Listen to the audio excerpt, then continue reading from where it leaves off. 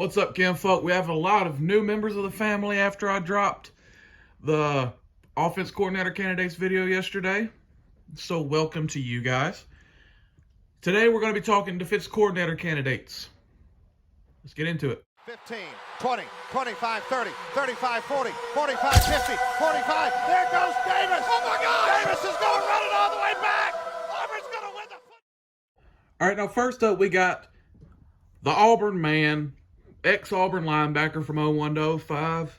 First team All-SEC in 2004, second team All-SEC in 2005. Ex-Atlanta Falcons linebacker as well, Travis Williams. Travis Williams is probably the most talked about defense coordinator candidate that we have. Right now he's a defense coordinator at UCF. He followed his head coach Gus Malzahn down there. He started out his coaching career at Auburn as a graduate assistant. Then he went to, I believe, Northern Iowa, and then after that, he went to Creekside High School and was a defense coordinator. And then in 2014, Gus Malzahn picked him up to be a defensive assistant on his staff. In 2016, he was promoted to linebackers coach on Gus Malzahn's staff. He stayed there from 16 to 18. And then in 2019, he was promoted to be Kevin Steele's co-defensive coordinator. In his first year as the co-defensive coordinator of that 2019 Auburn team, the team that beat Alabama, the multiple pick sixes, the flustering Mac Jones in the pocket, all of those things, he was the co-defense coordinator for that in 2019. Derek Brown, Marlon Davidson, we all know about how good that defense was. They averaged giving up 19.5 points per game. That ranked 17th in the nation. The next year, 2020, not as good of a year. The year that Gus Malzahn was fired, it was an all-SEC schedule. They gave up 24 points per game. That was best. That was good for about 38th in the nation. It wasn't a great year. Gus Malzahn was obviously fired after the season. And Gus Malzahn went down, took the UCF job, obviously. Travis Williams followed Gus to UCF.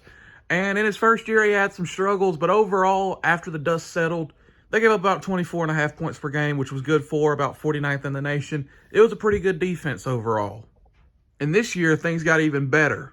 21 points per game. It was top 40 or something like that. It was a very good defense watching them. Travis Williams looks like a seasoned veteran out there. That's all I really got to say about T. Will, man. A young coach who I think will eventually be a head coach. He's a great leader, phenomenal recruiter. I say bring him home. Bring home Travis Williams.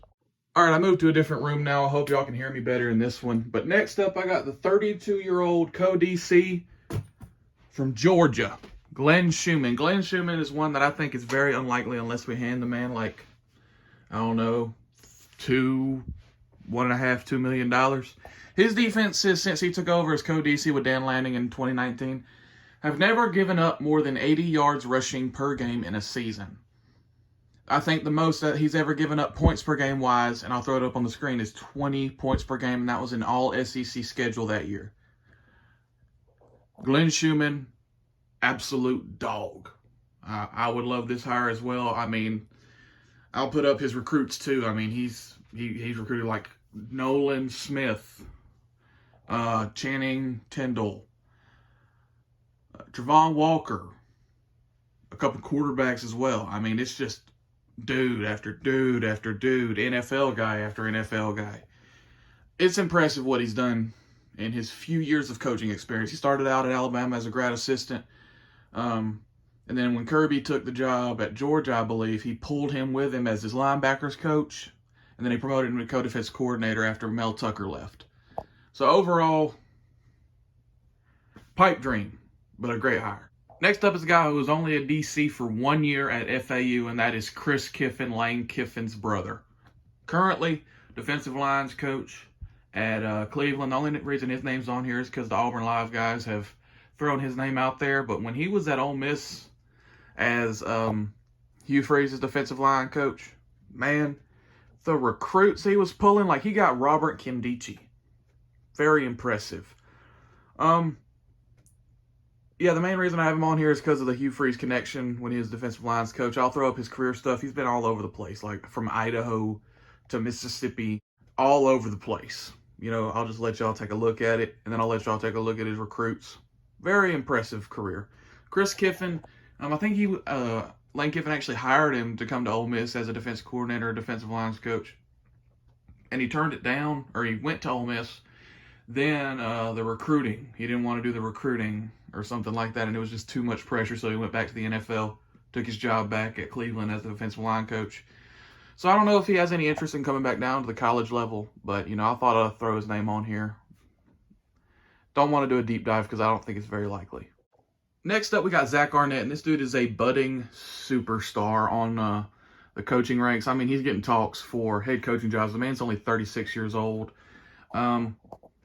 Very, very impressive resume as far as X's and O's go. Recruiting is not great, but he's only been at the SEC level for like 3 years, so I don't know how much you want to read into that. And being a defensive coordinator for Mike Leach as your offensive coordinator cannot be easy. And he's had some damn good defenses, man.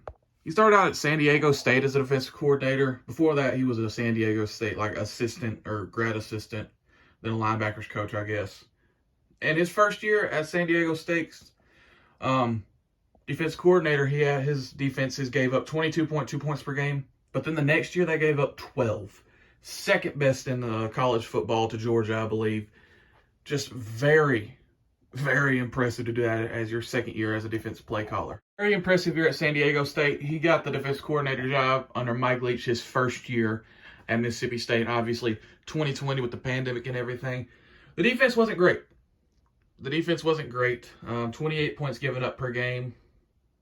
It definitely took an adjustment period for him. But then the very next year, he gave up 25. Very impressive, the improvement from first year to second year. And now this year, I mean, he's getting talked about as a potential head coaching candidate for head coaching vacancies. He is a budding superstar. He's making like a little over $1 million a year at Mississippi State. We give him 1.7. I'm sure he'll come. If you watch the blitzes this guy dials up, it's incredible if you're into that kind of thing. Like, if you just want to sit down and watch it. The way his mind works, very impressive. Next up, a man whose name comes up every time we have a defense coordinator vacancy. And even in February, I heard his name being thrown around to become Auburn's head coach if we would have fired Brian Harsin. That's Charles Kelly, 55-year-old Alabama assistant defensive coordinator and safeties coach. Charles Kelly name pops up every single time we have a defensive coordinator change. I went back to when Ellis Johnson was fired by Gus Malzahn. His name was on that list. The only name I think that's popped up more is Will Muschamp, who's not on this list, in case you were wondering. Charles Kelly, list of recruits. All I really got to say, man, I mean, his defenses, obviously, at Florida State were solid. In 2015, they gave up 25 points a game, then 17 points a game the next year, and then 25 points a game the next year. The recruiting list for Charles Kelly, I did not expect it to be like that, because I didn't think that he was that type of recruiter, but man, he is a dog on the recruiting trail. X's and O's wise, he's also very solid. I mean, obviously he has the Auburn man tag, if y'all care about that. Played DB here. But Charles Kelly, as a recruiter, it's great. And we wouldn't have to back up the Brinks trucks for him either. I mean, we'd probably be able to get him for about $1,950,000 to $1 million. So, Charles Kelly's on the list as well. All right, guys, I hope you liked the video. Obviously, there's so many great candidates. I mean, even Jim Leonard. I just don't think it's likely that we land him. I mean, he could end up getting the head coaching job at Cincinnati for all I know. We have an assistant salary pool that is large enough to put together the best staff possible. And I hope to God we do, because, man, we need it. We definitely need it. If you like the video, like, subscribe if you haven't already. War Damn Eagle. Selena, go! Oh. Stop!